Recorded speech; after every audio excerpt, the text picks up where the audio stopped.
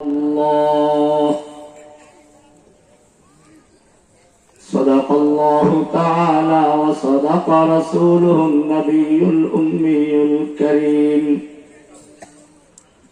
ونحن على ذلك لمن الشاهدين والشاكرين والحمد لله رب العالمين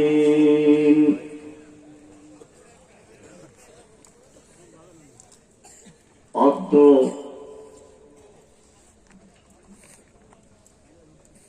9 December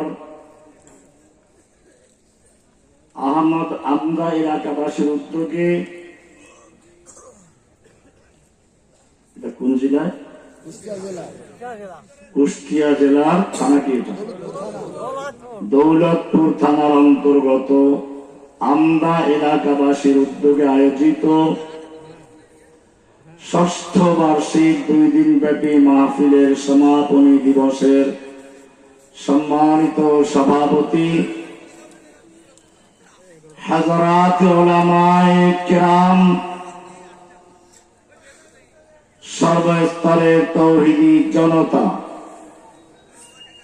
আল্লাহ সুবহানাহু ওয়া তাআলার মহান দরবারে শুকরিয়া জ্ঞাপন করছি যিনি আমাদেরকে এই মাহফিলে আসার এবং বসার তৌফিক এনায়েত করেছেন। এজন্য জোরে সরে বলি আলহামদুলিল্লাহ। আমরা এই মাহফিল করছি এমন একটি মুহূর্তে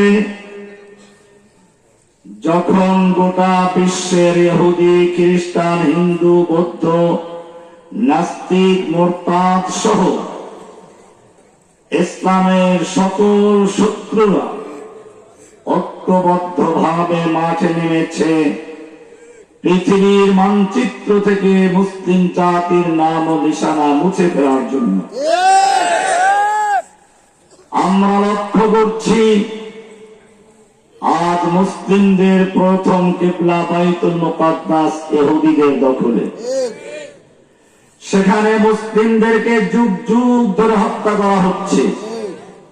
নিচের থেকে বুলডোজার আর ট্যাঙ্কের গোলা দিয়ে, উপরের থেকে বিমান হামলা করে তাদের বাড়ি ঘর গুলোকে গুড়িয়ে দেওয়া হচ্ছে।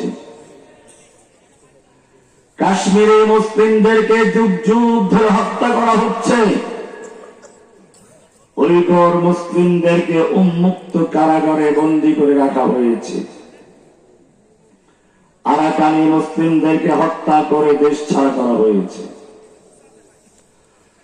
বাংলাদেশের মুসলিমদেরকেও ধ্বংস করার জন্য দীর্ঘদিন পর্যন্ত প্রশিক্ষণ দিয়ে এক লেডি ফিরাউনকে পাঠানো হয়েছিল কিভাবে বাংলার মুসলিমদের ঈমান ধ্বংস করা যায়। সেজন্য ইসলামের কালেমা লা ইলাহা ইল্লাল্লাহর পরিবর্তে জয় বাংলার কালেমা তৈরি করেছিল। মুহাম্মাদুর রাসূলুল্লাহর পরিবর্তে জয় বঙ্গবন্ধু তৈরি করেছিল। আওয়ামী লীগ একটা ধর্ম দিন, যার নবী হচ্ছে শেখ মুজিব, যার কালেমা হচ্ছে জয় বাংলা, আর যাদের সাহাবী হতো মুক্তিযোদ্ধাদের নামে কিছু কুলাঙ্গার। সাহাবায়ে কেরামদের চেয়েও তাদেরকে মর্যাদার আসনে বসানো হয়েছে। আমি মুক্তিযোদ্ধাদের ছোট করছি না, প্রকৃত মুক্তিযোদ্ধাদেরকে আমি শ্রদ্ধা করি,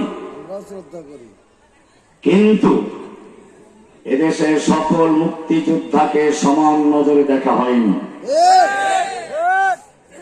যারা ইহুদি খ্রিস্টানদের গোলামি করেছে, গোলামি করেছে, তাদেরকে কেবল মুক্তিযোদ্ধার খেতাব দেওয়া হবে।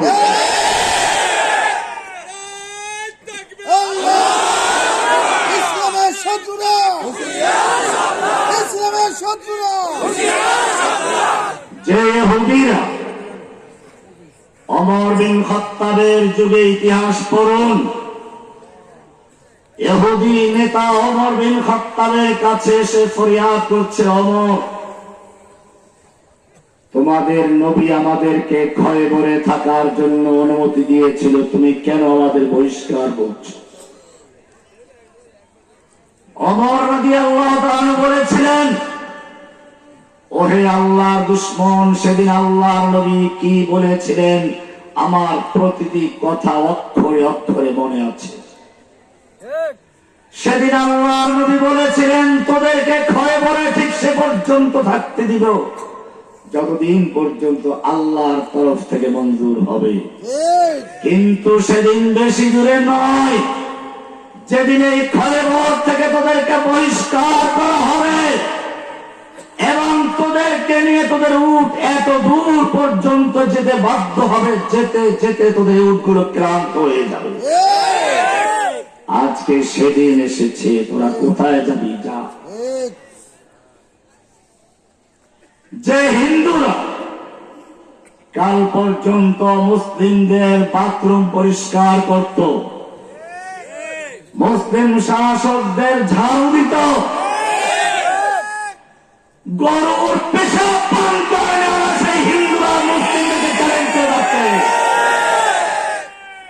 আমি দেওবন্দে পড়েছি, বাবরি মসজিদ শহীদ করার ঠিক আগ মুহূর্তে 1990-91 আমি ইন্ডিয়াতে ছিলাম। সেই সময় তাদের একটা স্লোগান ছিল, হিন্দু হিন্দি হিন্দুস্তান জবন ভেজো পাকিস্তান, गो हमारी माता है तुम उसको खाता है, तुमको चाहिए कब्रिस्तान या भेजेंगे पाकिस्तान। আর তারা বাস্তবেই অনেক মুসলিমদেরকে হত্যা করেছে, গরু জবাই করার অপরাধে অনেক মুসলিমদেরকে দিনে দুপুরে পিটিয়ে হত্যা করেছে। তাদের সাহস এ পর্যন্ত বেড়ে গেছে, আজকে 18 কোটি মুসলিমদের জনপদ বাংলাদেশে পর্যন্ত ইসকন নামক এক সন্ত্রাসী সংগঠন আমাদের এক ভাইকে দিনে দুপুরে পিটিয়ে আর কুপিয়ে হত্যা করতে সাহস করেছে। কোত্থেকে এলো এত সাহস? ধৈর্য ধরে বসবেন, একজন লোক যাবেন না। আমি দীর্ঘ 11 বছর 16 দিন কারাগারে বসেছিলাম, সম্পূর্ণ নির্জন বাসে রাখা হয়েছে। এর মধ্যে প্রথম প্রায় 7 মাস আমার পায়ে জেলখানায় ডান্ডা বেড়ি পরিয়ে রাখা হয়েছিল,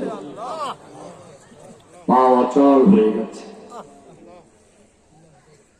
সুতরাং অনেক জরুরি কথা আছে, আমরা সবসময় আসার সুযোগ পাবো না। কষ্ট হলেও শেষ পর্যন্ত ইনশাআল্লাহ থাকবেন। এই মাহফিলের শেষে একটা বিয়ে পড়ানো হবে, সেখানেও থাকবেন ইনশাআল্লাহ। কেন এই সমস্যার তৈরি হলো? আজকে আমরা প্রথমে সেই সমস্যাগুলো চিহ্নিত করব। আমি কোরআনের একটা আয়াত পড়েছি, তার আলোকে আলোচনা করব, সূরা মুহাম্মাদের আয়াত। আল্লাহর নবী মুহাম্মদুর রাসূলুল্লাহ সাল্লাল্লাহু আলাইহি ওয়াসাল্লাম সাহাবায়ে কেরামদের নিয়ে বসে আছেন। হঠাৎ তিনি বললেন, ইউশিকু আন ইয়াতাদাআল উমাম, অচিরে এমন একটি মুহূর্ত আসবে যখন কাফের শক্তিগুলো জাতিসংঘের নামে, আল উমামুল মুত্তাহিদা, আল্লাহর এই শব্দ ব্যবহার করেছিলেন, আল উমাম, জাতিসংঘ, ন্যাটো বাহিনী ইত্যাদি তৈরি করে কাফের শক্তিগুলো একজন অপরজনকে আহ্বান করবে, আসো আমরা মুসলিমদেরকে ধ্বংস করতে ঐক্যবদ্ধ হই। যেরকম ভাবে দস্তরখান বিছিয়ে খাবার রেডি করে বন্ধু বান্ধবকে বলা হয়, আসুন বসুন খাবার খেয়ে। আল্লাহর নবী এই কথা বলার পরে সাহাবায়ে কেরাম আশ্চর্য হয়ে গেলেন। তারা প্রশ্ন করলেন, ইয়া রাসূলুল্লাহ, আমরা এই মুসলিমেও সাহাবী, আমাদের ভয়েতে বর্তমান সময়ের সুপার পাওয়ার রোম পারস্য থরথর করে কাঁপে, তখন মুসলিমদেরকে ধ্বংস করার জন্য তারা ঐক্যবদ্ধ হয়ে মাঠে নামবে। এত সাহস পাবে কি করে? তখন কি আমাদের মুসলিমদের সংখ্যা অনেক কম থাকবে? সাহাবায়ে কেরাম বললেন, না, তোমাদের সংখ্যা কম থাকবে না, তোমাদের সংখ্যা অনেক বেশি থাকবে। ওয়ালাকিন্নাকুম গুসাউন কাগুসাইস সাইল, কিন্তু তোমাদের মুসলিমদের অবস্থা হবে প্লাবনের সময় পানির উপরে যেমন খড়কুটা ভাসে, এরকম ভাসমান খড়কুটোর মতো হবে। তোমাদের ইমানের কোন স্থায়িত্ব থাকবে না, ভিত্তি থাকবে না।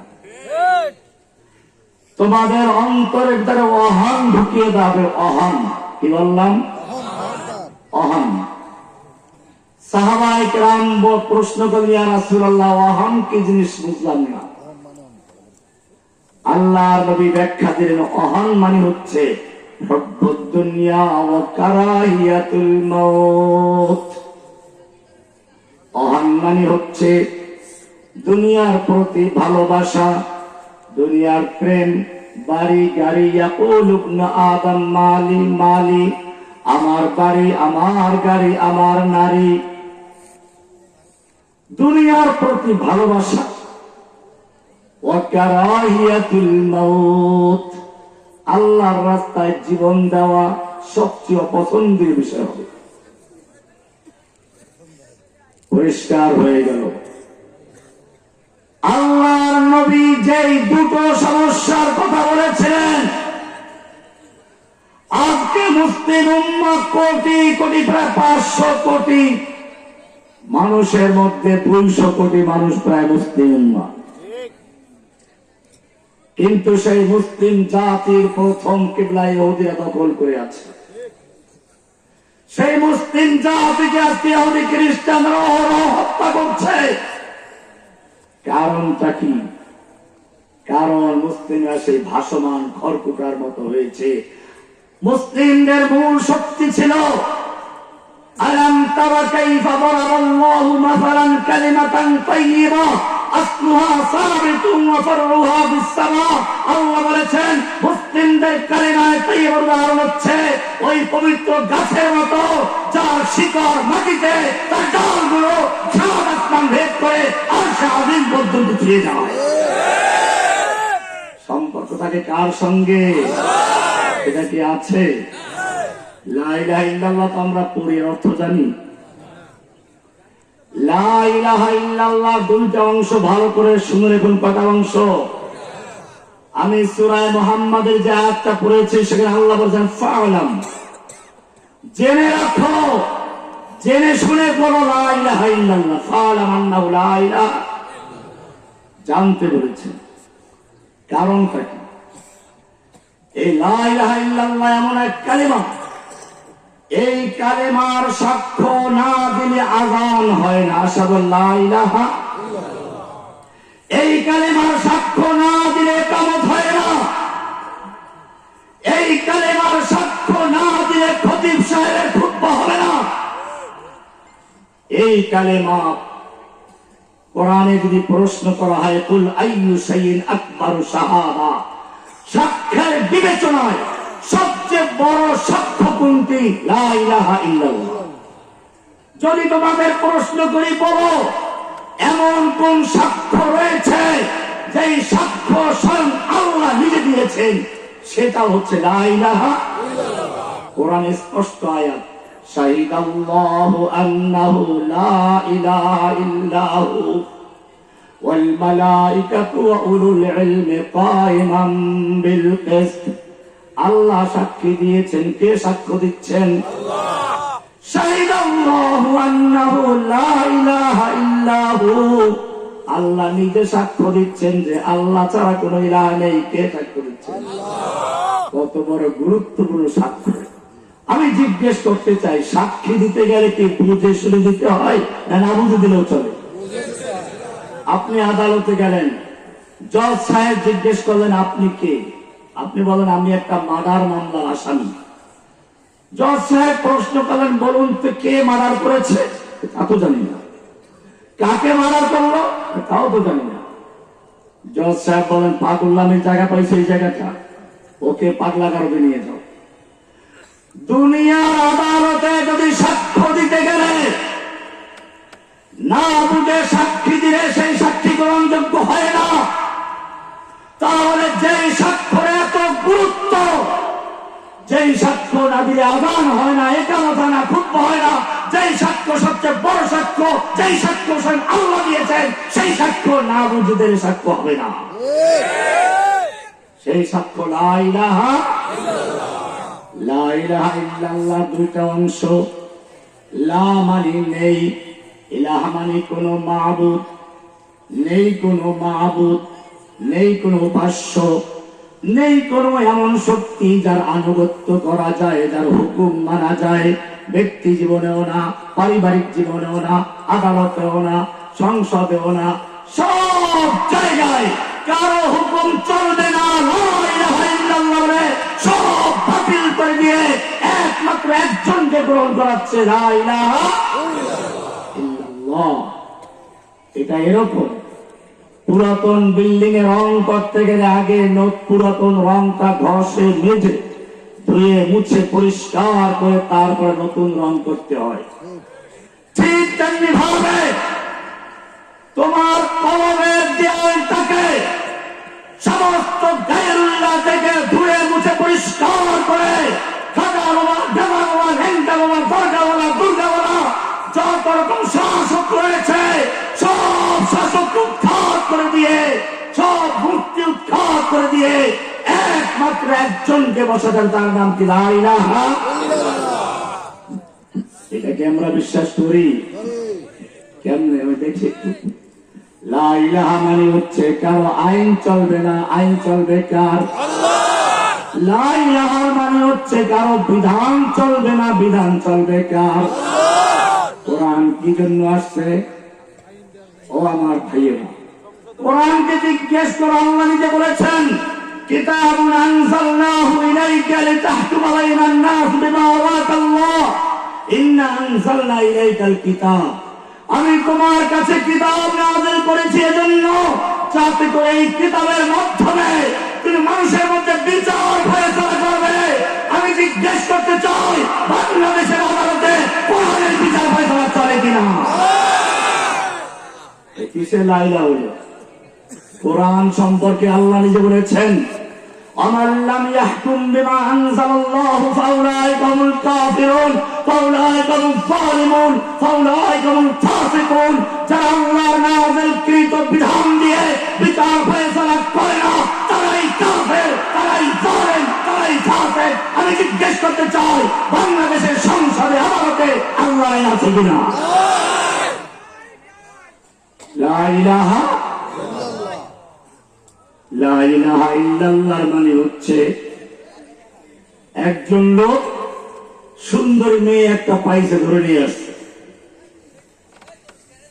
তাকে ঘরে এনে উযু করাইলো, গোসল করাইলো, নামাজ পড়ায়, রোজা করায়, হজ করায়, যাকাত দেয়, তাসবিহ তাহলিল করে, সব করে, কিন্তু বিয়ে করে নাই। কি করে নাই? কঠোর শরিয়া মেনে তারপরে ঘর সংসার করে, কিন্তু বিয়ে করে নাই। এই শরিয়া মানার কোন অর্থ আছে? দেখেন নাই এদেশের একজন নেত্রী প্রচার করাতো, তিনি তাহাজ্জুদের নামাজ পড়েন, তিনি কোরআন পড়া ছাড়া সকালে কোনো কাজ শুরু করেন না। আমি জিজ্ঞেস করতে চাই কোরআনের কণ্ঠ রোধ করে কোরআনের মুফাসসিরদেরকে জেলে ঢুকিয়ে নাইকে কোরআন মাহফিল গুলো বন্ধ করে দিয়ে মসজিদের মেম্বারে বসে খতিব সাহেবের খুতবা বন্ধ করে দিয়ে যারা তাহাজ্জুদের গল্প করে আর কোরআন পড়ার গল্প করে, আমার জাতি তোমাকে জিজ্ঞেস করতে চায় তারা মুসলমান না কাফের? আল্লাহর আইন বাতিল করে যারা বিকল্প আইন তৈরি করে তারা মুসলমান না কাফের? কোরআনের পরিষ্কার দলিল সূরা নিসার 65 নম্বর আয়াত পড়ুন, ফালা ওয়া রাব্বিকা লা ইউমিনুনা হাত্তা ইউহাক্কিমুকা ফীমা শাজারা বাইনাহুম। না, আপনার রবের কসম তারা মুমিন হতে পারে না যতক্ষণ না তাদের সকল বিচার ফয়সালার ক্ষেত্রে আপনার বিচার ফয়সালা মেনে না দিবে। ثم لا يجدوا في أنفسهم حرجا مما قضيت, অতঃপর আপনি যেই বিচার ফয়সালা করবেন সেই ব্যাপারে তাদের কোনো দ্বিধাদ্বন্দ্ব থাকবে না। কোরআনের বিচার তারা বিনা দ্বন্দ্বে বিনা সংশয়ে মেনে নিতে বাধ্য থাকবে। ওয়ায়ুসাল্লিমু তাসলিমা, সম্পূর্ণ আনুগত্য করবে। এইটা না করা পর্যন্ত সে লা ইলাহা ইল্লাল্লাহ ক্লিয়ার করে নাই, সে মুসলিম হতে পারে না। কে বলেছেন? আল্লাহ আরো সুন্দর করে বলেছেন ওই একই সূরা 2 আয়াত আগে, আলাম তারা ইলাল্লাযীনা ইয়াজউমুনা আন্নাহুম আমানু বিমা উনজিলা ইলাইকা ওয়া মা উনজিলা মিন ক্বাবলিক ইউরিদুনা আন ইয়াতাহাকামু ইলাত তাগুত ওয়া ক্বাদ উমিরু আন ইয়াকফুরু বিহি। হে নবী, আপনি কি ওই সকল লোকদেরকে দেখেন নাই যারা বলে আমরা ঈমান এনেছি আপনার প্রতি নাযিলকৃত কিতাব কোরআনের উপরে, আমরা বিশ্বাস এনেছি অন্য সব আসমানি কিতাবের উপরে, কিন্তু যখন বিচার ফয়সালার বিষয় আসে তখন তারা এই কোরআনের বিচার মানে না। তারা কোরআন দিয়ে মুর্দার মরতে পারে খতম পড়াতে রাজি আছে।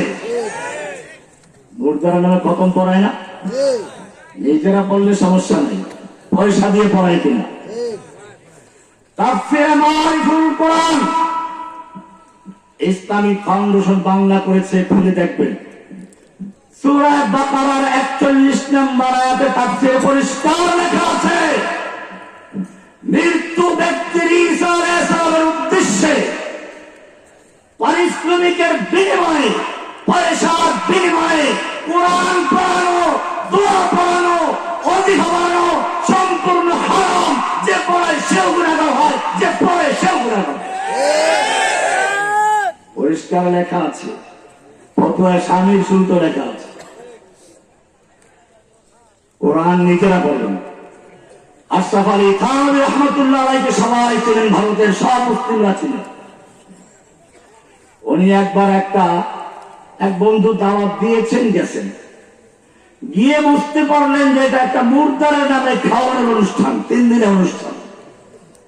উনি আসতে মেজবানকে জিজ্ঞেস করেন, জিজ্ঞাসা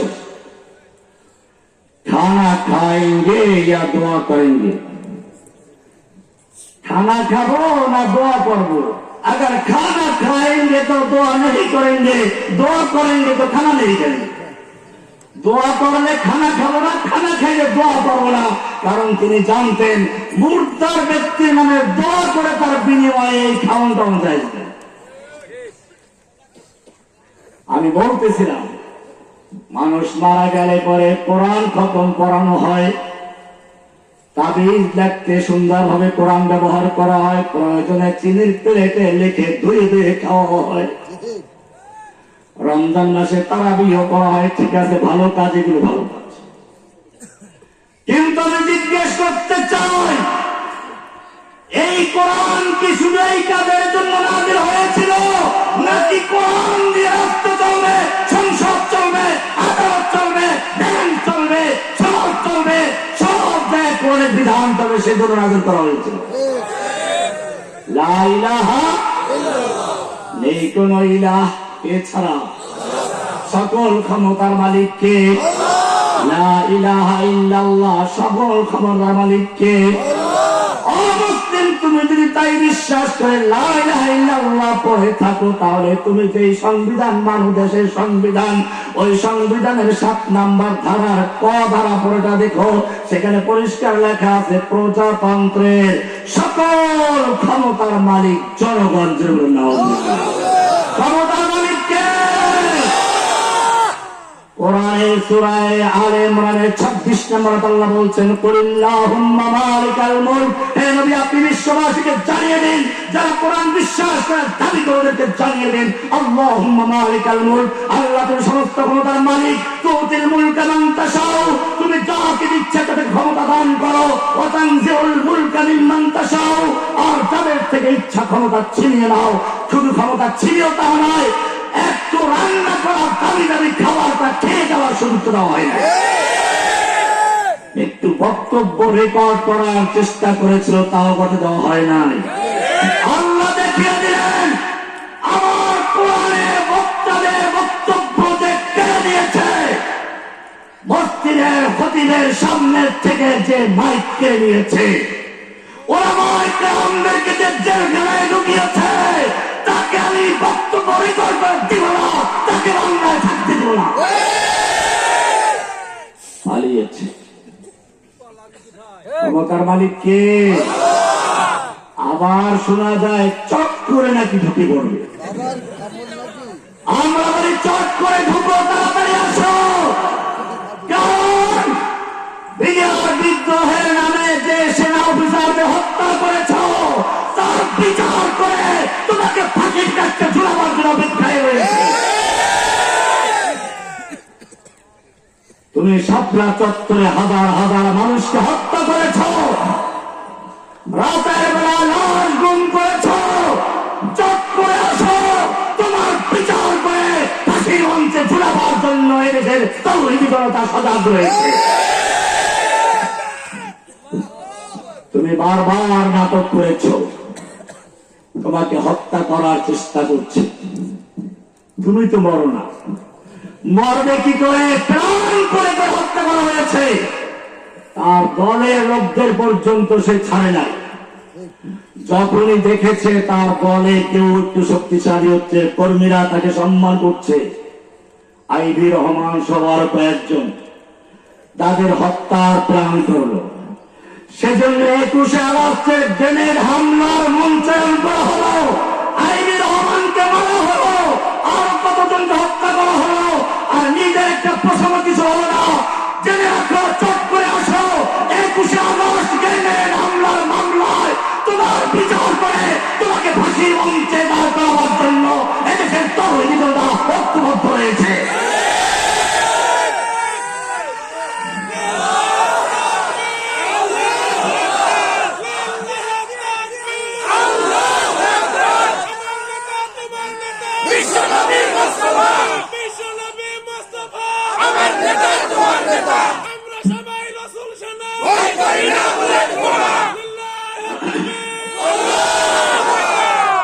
ভাইরা আমার, লা ইলাহা ইল্লাল্লাহ নিয়ে বক্তব্য রাখছিলাম। ফা'লাম আন্নাহু লা ইলাহা ইল্লাল্লাহ। আল্লাহ বলেছেন লা ইলাহা ইল্লাল্লাহ অর্থ জেনে রাখো, জেনে বুঝে সাক্ষী দাও। এটা হচ্ছে তোমার তাওহীদ। এটার নাম কি? এটা ছাড়া সব জিরো। একজন লোক শূন্য লেখলো, শূন্য শূন্য কোনো মূল্য আছে? এবারে একটা এক লেখলো, তারপরে একটা শূন্য দিল, কত হলো? আর এক শূন্য, আর এক শূন্য, আর এক শূন্য। এখন যত শূন্য বাড়বে একের মূল্য তত বাড়বে, ঠিক কিনা? ঠিক তেমনি ভাবে একজন মুসলিমের ঈমানের মূল ভিত্তি হচ্ছে লা ইলাহা ইল্লাল্লাহ, তাওহীদ। এই এক যতক্ষণ পর্যন্ত পরিষ্কার না হবে, এক আল্লাহর উপরে ভিত্তি করে ঈমান না হবে, ততক্ষণ পর্যন্ত তার নামাজ, রোজা, হজ, যাকাতের কোনো মূল্য নেই, সব জিরো জিরো। এইখানেই গন্ডগোল লেগেছে, এখানেই সমস্যা হয়েছে। আজকে লা ইলাহা ইল্লাল্লাহ ক্লিয়ার না হওয়ার কারণে মুসলিম উম্মার যুবকেরা এত অসহায় হয়ে গেছে, রাত ভর তারা মূর্তির পাহারাদারি করছে। আসো তোমাদেরকে আল্লাহ নবীর সাহাবীদের সবক শোনায়। ওমর বিন খাত্তাবের খেলাফতকালে খালিদ বিন ওয়ালিদ মুসলিম প্রধান সেনাপতি, অপরদিকে তৎকালীন সুপার পাওয়ার পারস্যের প্রধান সেনাপতি রুস্তম ময়দানে অবতীর্ণ হয়েছে যুদ্ধ করার জন্য। রুস্তমের সঙ্গে 3 লক্ষ সৈন্য, খালিদের সঙ্গে মাত্র কয়েক হাজার। রাতের বেলায় রুস্তম তার গোয়েন্দাদেরকে পাঠালো মুসলিম সেনাপতি খালিদ বিন ওয়ালিদের সৈনিকদের তাঁবুতে। দেখো তারা কি করে, তাদের সংখ্যা কত, গায়ে শক্তি কেমন, অস্ত্র কেমন। গোয়েন্দারা রাতের বেলায় গিয়ে দেখলো মুসলিমরা শেষ রাতে কি করে? الذين يذكرون الله قياما وقعودا وعلى جنوبهم ويتفكرون في خلق السماوات والأرض ربنا ما خلقت هذا باطلا فقنا سبحانك فقنا عذاب النار। যারা রাতের বেলায় দাঁড়িয়ে শুয়ে বসে বসে আল্লাহর ইবাদত করে, আল্লাহর জিকির করে, কার জিকির করে? রস্তমের গোয়েন্দারা গিয়ে দেখলো মুসলিমদের তাঁবুর ভিতরে কেউ শুয়ে শুয়ে, কেউ দাঁড়িয়ে দাঁড়িয়ে, কেউ বসে বসে কান্নাকাটি করছে। গোয়েন্দারা রস্তমকে গিয়ে রিপোর্ট করলো, রস্তম, মুসলিম সৈন্যদের বিরুদ্ধে যুদ্ধ করার কোনো প্রয়োজন নেই, ওরা কান্নাকাটি শুরু করে দিয়েছে, আমাদের ভয়েতে রাতভর কান্নাকাটি করে করে বিছানার বালিশ পর্যন্ত ভিজিয়ে ফেলেছে। রস্তম বলো তাই নাকি? আচ্ছা ঠিক আছে, তাহলে 3 লাখ সৈন্য দরকার, 2 লাখ রেখে দেওয়া যাবে, 1 লক্ষ সৈন্য নিয়ে যুদ্ধের ময়দান অবতীর্ণ হলো। যুদ্ধ শুরু হয়ে গেল। মুসলিমে অমুসলিমদের এক একজন সৈন্য রস্তমের লক্ষ সৈন্যের ভিতরে ঢুকে যাচ্ছে, যেদিকে যাচ্ছে লাশের স্তূপ করে দিচ্ছে, কাপা ফাঁকা করে দিচ্ছে, এক একজন হাজার হাজার সৈন্য হত্যা করছে। রস্তমের সৈন্যরা পালাতে লাগলো। রস্তম বলল, তাড়াতাড়ি প্যারাকে ফিরে যাও, যুদ্ধ বন্ধ করো। এবারে দ্বিতীয় রাতে বহুদর্শী, বহু বিচক্ষণ, বহু অভিজ্ঞতা সম্পন্ন গোয়েন্দা পাঠালো, যাও মুসলিমদের তাঁবুর আসল চিত্র তুলে নিয়ে আসো। আজকে রাত্রে ও গোয়েন্দারা গিয়ে দেখলো, ঠিকই তো, রিপোর্ট তো ঠিকই ছিল, কান্নাকাটি তো করে, এখন তো কান্না। তাহলে কান্নার কারণটা উদ্ঘাটন করা দরকার। এই গোয়েন্দারা এবারে ভাষা বোঝার চেষ্টা করলো, কেন কাঁদছে তার কারণ উদ্ঘাটন করার চেষ্টা করলো। এবারে তারা দেখলো ওই মুসলিম সেনা দলের লোকেরা তাঁবুর ভিতরে বসে কান্নাকাটি করছে আর বলছে, রব্বুল আলামিন, আগামীকাল তোমার দুশমনদের বিরুদ্ধে যুদ্ধ হবে, তোমার দ্বীনকে যারা ধ্বংস করতে এসেছে ওদেরকে ধ্বংস করে তোমার দ্বীনকে, তোমার কালেমাকে বিজয়ী করতে আমরা এসেছি। ও আল্লাহ, তুমি তো তোমার রাসূলকে দায়িত্ব দিয়েছো, হুয়াল্লাযী আরসালা রাসূলাহু বিল হুদা ওয়া দীনিল হক লিইয়ুযহিরাহু আলাদ দীনি কুল্লিহি। আজকে যদি মুসলিম উম্মাহকে প্রশ্ন করা হয়, বলো তো আল্লাহ তাআলা স্বীয় রাসূলকে হেদায়েত এবং দ্বীনি হক দিয়ে কেন প্রেরণ করেছেন? এক কথা উত্তর দিবে, অনেকেই ফেল করবে।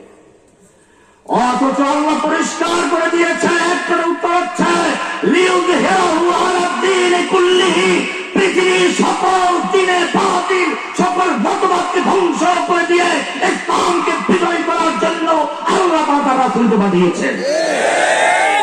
এই কোরআন বিজয়ী হতে এসেছে। সূরা তাওবার 33 নম্বর আয়াত, সূরা ফাতির 28 নম্বর আয়াত, সূরা সাফের 9 নম্বর আয়াত একই কথা বলা হয়েছে, হুয়াল্লাযী আরসালা রাসূলাহু বিল হুদা ওয়া দীনিল হক।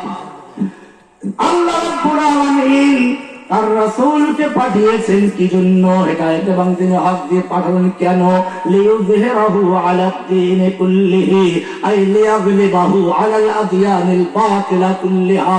সমস্ত দ্বীনে বাতিলের উপরে যত রকম বাতিল ধর্ম রয়েছে, ইহুদি বলো, খ্রিস্টান বলো, বৌদ্ধ বলো, হিন্দু বলো, গণতন্ত্র বলো, সমাজতন্ত্র বলো, রাজতন্ত্র বলো, যত রকমের বাতিল ধর্ম, বাতিল মতবাদ রয়েছে, সমস্ত বাতিল মতবাদকে উৎখাত করে একমাত্র ইসলামকে বিজয়ী করার জন্য আমি রাসূলকে পাঠিয়েছি।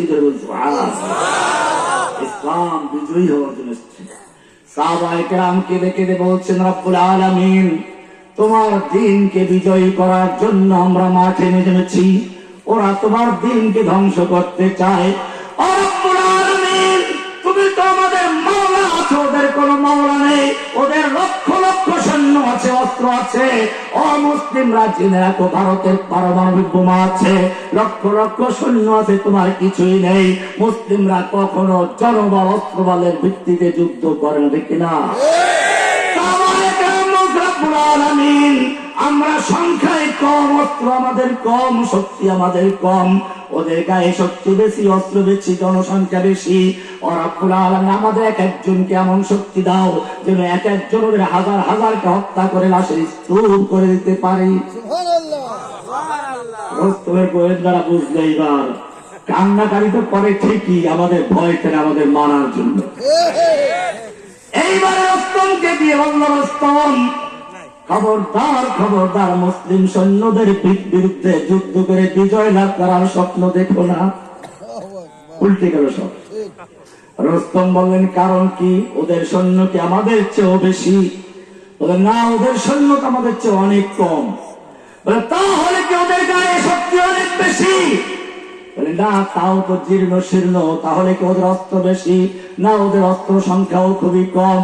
রস্তম খেপে গেল, সৈন্য আমার বেশি, অস্ত্র আমার বেশি, শক্তি আমার সৈনিকদের গায়ে বেশি, ভয় দেখাচ্ছ কেন? আমার সাহস ভেঙে দিচ্ছ কেন?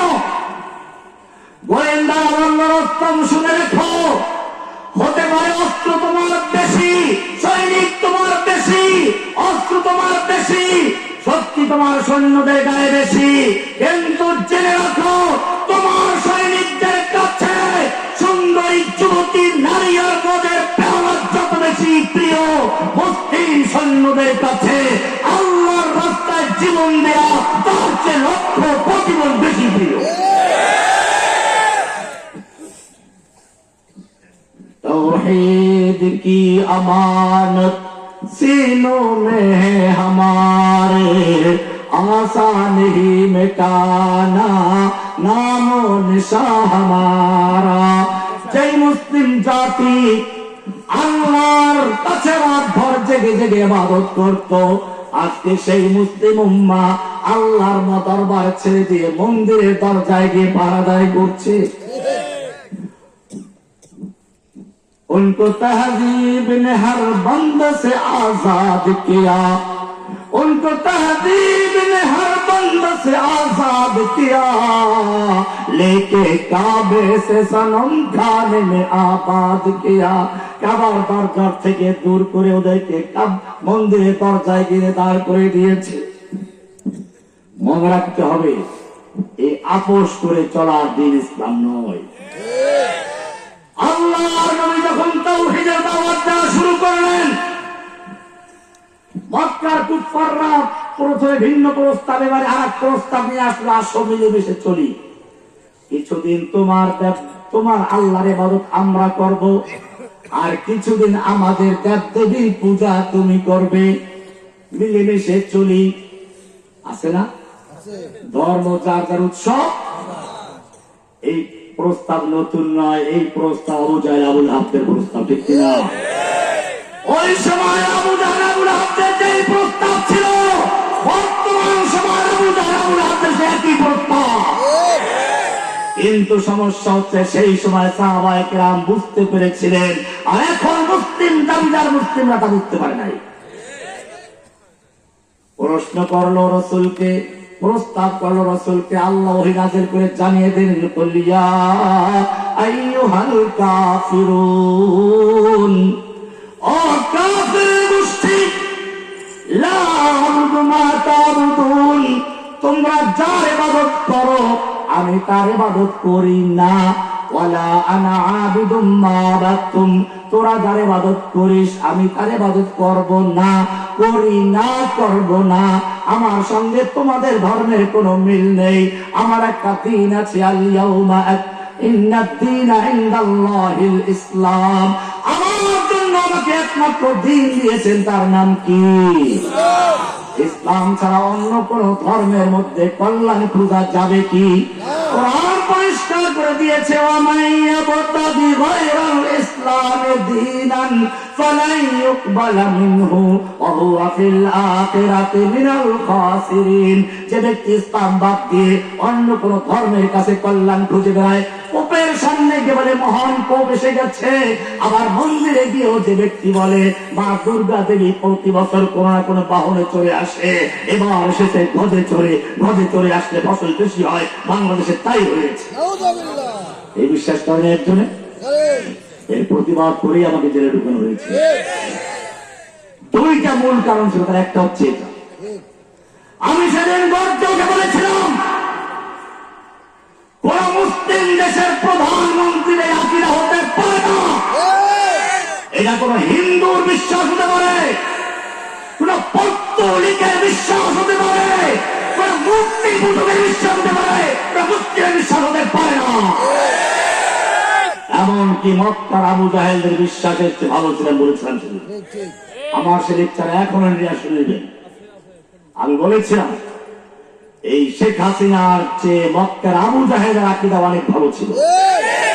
আমি সেই বক্তব্যে দলিল দিয়েছি। কোরআন পরিষ্কার বলেছে, ওয়ালা ইন সাআলতাহুম মান খালাকাহুম লা ইয়াকুলুনাল্লাহ। হে নবী, আপনি যদি মক্কার আবু জাহেল আবু লাহাবদেরকে, মক্কার কাফেরদেরকে জিজ্ঞাসা করো যে তোমাদের সৃষ্টিকর্তা কে, লা ইয়াকুলুনাল্লাহ, তারা বলবে সৃষ্টিকর্তা কে। ওয়ালা ইন সাআলতাহুম মান খালাকাস সামাওয়াতি ওয়াল আরদা ওয়া সাখারাশ শামসা ওয়াল কামার লা ইয়াকুলুনাল্লাহ। হে নবী, আপনি যদি মক্কার কাফেরদেরকে, আবু জাহেল আবু লাহাবদেরকে জিজ্ঞাসা করেন কে সৃষ্টি করেছে আসমান এবং জমিন, কে তোমাদের অধীনস্থ করে দিয়েছে চন্দ্র এবং সূর্যকে, লা ইয়াকুলুনাল্লাহ, ওই মক্কার কাফেররা বলবে সব করেন কে? এবারে আরো সামনে চলো, কোরআন বলছে যদি মক্কার কাফেরদেরকে জিজ্ঞেস করো, ওয়ালা ইন সাআলতাহুম মান নাযালা মিনাস সামাই মাআন ফাআহইয়া বিহিল আরদা মিন বাদি মাউতিহা লা ইয়াকুলুনাল্লাহ।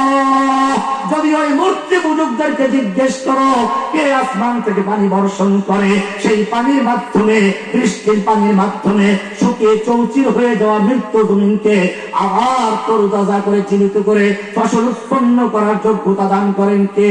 লা ইয়াকুলুনাল্লাহ। ওই মক্কার কাফেররা বলবে সত্য কে?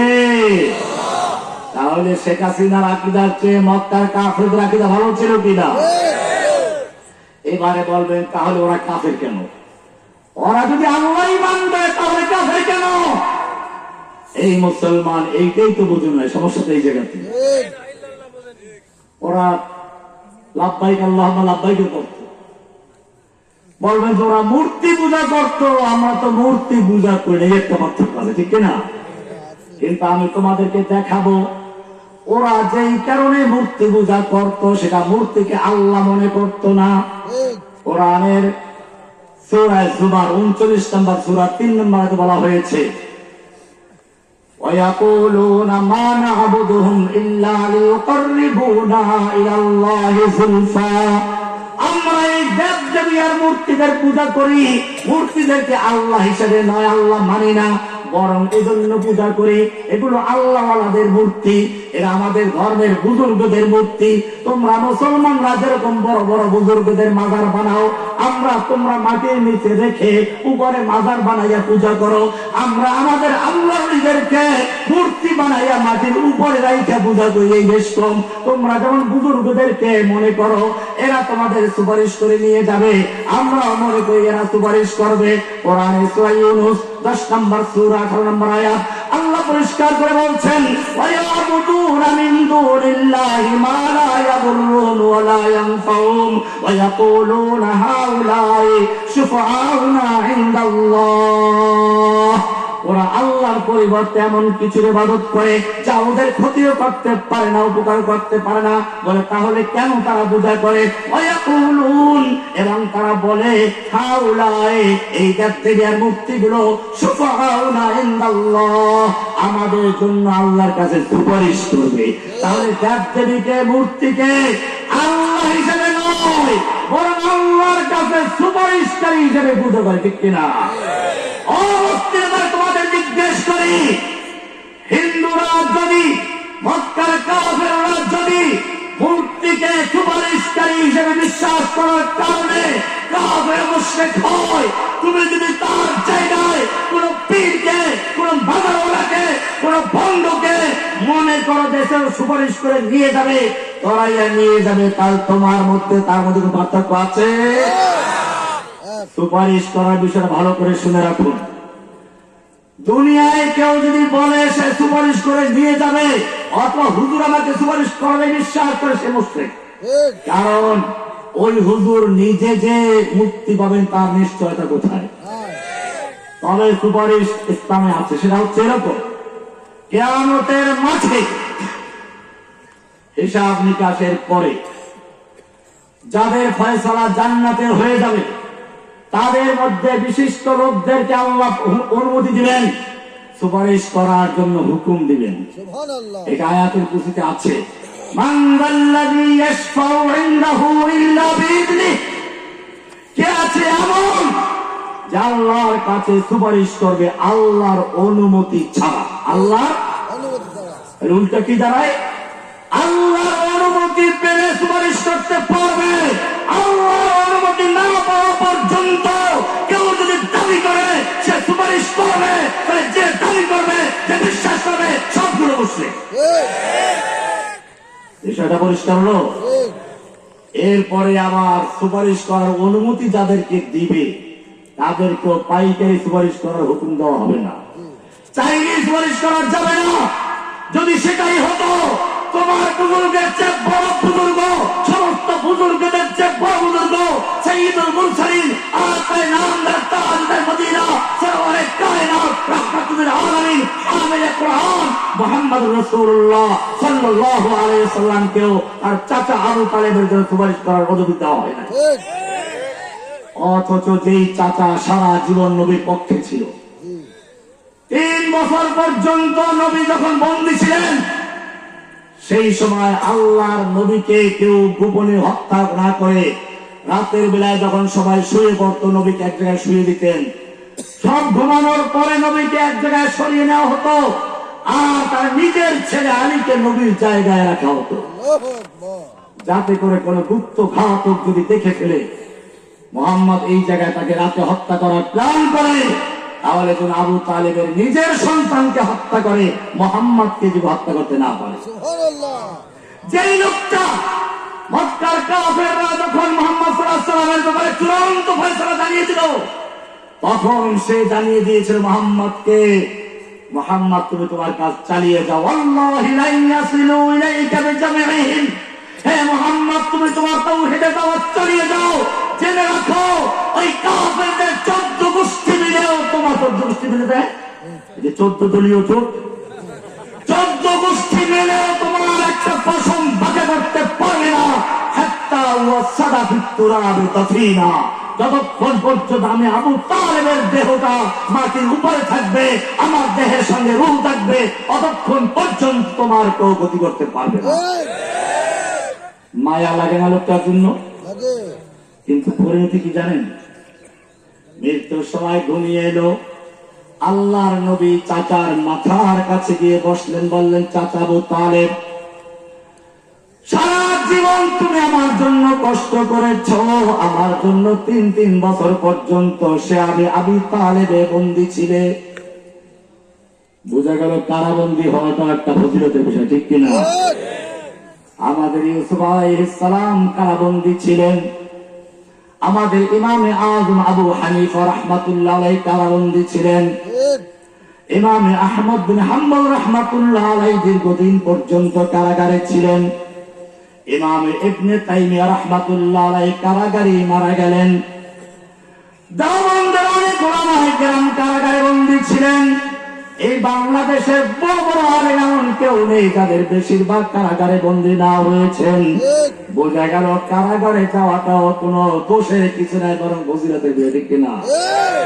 অনেকে মনে করে অমুক হুজুরের বদদোয়ায় উনি জেলে গেছেন,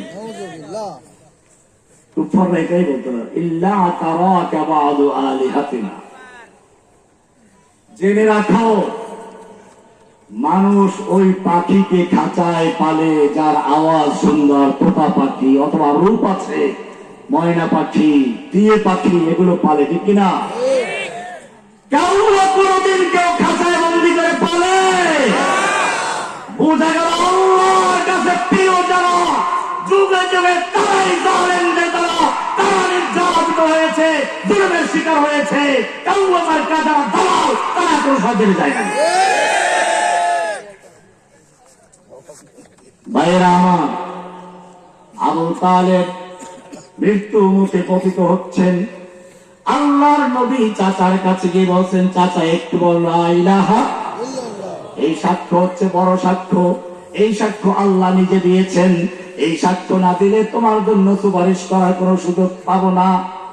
চাচা আবু তালেব বলার জন্য তৈরি হচ্ছিল, কিন্তু তার যে বন্ধু বান্ধব যারা আছে, আবু জাহেল, আবু লাহাব, তারাও উপস্থিত ছিল। তারা বলল, আবু তালেব শেষ পর্যন্ত বাপ দাদার ধর্ম ত্যাগ করে ভাতিজার ধর্ম গ্রহণ করবে। ভাতিজার ধর্ম, বাপ দাদার ধর্ম। শেষ পর্যন্ত আবু তালেব মারা যাওয়ার আগে বলল, ইন্নী আলা মাযহাবি আব্দুল মুত্তালিব, আমি আব্দুল মুত্তালিবের ধর্মের উপরে আছি। আল্লাহর নবী কষ্ট করে মরক্ষুণ্ণ হয়ে আল্লাহ রাব্বুল আলামিন সূরা কসস 28 নম্বর সূরা 56 নম্বর নাযিল করে দিচ্ছেন, ইন্নাকা লা তাহদি মান আহবাবতা। হে নবী, আপনি যাকে ইচ্ছে করেন, আপনি যাকে ভালোবাসেন, আপনার চাচা, আপনার ভাতিজা, আপনার ফুফু, আপনার খালু, আপনার ভালোবাসার লোক চাইলে আপনি হেদায়েত দিবেন, এই ক্ষমতা আপনাকে দেওয়া হয় নাই। ওয়ালাকিন্নাল্লাহা ইয়াহদি মান ইয়াশা, বরং আল্লাহ যাকে চান তাকে হেদায়েত দান করেন। ওয়া হুয়া আ'লামু বিল মুহতাদিন, হেদায়েত পাওয়ার যোগ্য কে তা আল্লাহই জানেন। আমি বলতে চাই, আল্লাহর নবী যদি তার চাচাকে হেদায়েত দেওয়ার মালিক না হন, এরপরে যদি কেউ দাবি করে সে অমুককে হেদায়েত দিয়ে দিবে বা সুপারিশ করে দিবে, দুনিয়াতে বসে ঠিকাদারি নিয়ে নেয়, আমার তাওহীদি জনতা চিৎকার মেরে বলো, সে আল্লাহর ওলি না শয়তানের ওলি? ওলি ঠিকই, তবে কিসের ওলি? কারে শয়তানি কুনি নামত ওলি, কারে শয়তানি কুনি নামত ওলি, বর ওলি নস্তলানত বর ওলি। আমি বলছিলাম, আমাদের প্রধানমন্ত্রী সেই যে বিগত যে গেল ফ্যাসিস্ট হাসিনা, সে বলেছিল রিজিক দেওয়ার মালিক নাকি জনকি দেবদেব। পার্থক্য হচ্ছে এই, বলছিলাম মক্কার কুফাররা আল্লাহ বিশ্বাস করত, তুমি আমি বিশ্বাস করি। দেশম হচ্ছে লা ইলাহা লা ইলাহা। সমস্ত ক্ষমতার মালিক কে? আইন দেওয়ার মালিক কে? বিধান দেওয়ার মালিক কে? সন্তান দেওয়ার মালিক কে? এই কালেমা বিজয়ের জন্য যারা যুগে যুগে কাজ করেছে, ইসলামকে বিজয়ের জন্য যারা মেঠে নেমেছে, জেনে রাখো তাদের কাউকে শহীদ হতে হয়েছে, রক্তাক্ত হতে হয়েছে, জীবন দিতে হয়েছে। এছাড়া কোন সময় কোন বিপ্লব কোন দিন বিজয়ী হয় নাই। তুমি মনে রাখবে, তোমার ওলি বুজুর্গরা আজকে দাবি করতে পারে ফৌজি ইসলাম কায়েম করে ফেলবে। আমি স্পষ্ট বলতে চাই, তোমার বুজুর্গের চেয়ে আল্লাহর নবী আল্লাহর কাছে অনেক বড় বুজুর্গ ছিলেন। তোমার বুজুর্গের চেয়ে নবীর চেহারা সুন্দর ছিল, তোমার বুজুর্গের চেয়ে নবীর তাকওয়া বেশি ছিল, নবীর ইবাদত বেশি ছিল। নবী যখন রাস্তা দিয়ে চলতে যান, মেঘমায়া ছায়া দেয়, নবী পেশাব করতে গেছেন, কোন আড়াল করার জায়গা নেই, খেজুর গাছ দৌড়ে এসে আড়াল করে দিচ্ছে। তোমার নবীর সামনে যদি কেউ জোরে আওয়াজে কথা বলে, ওহী নাযিল হয়ে যায়।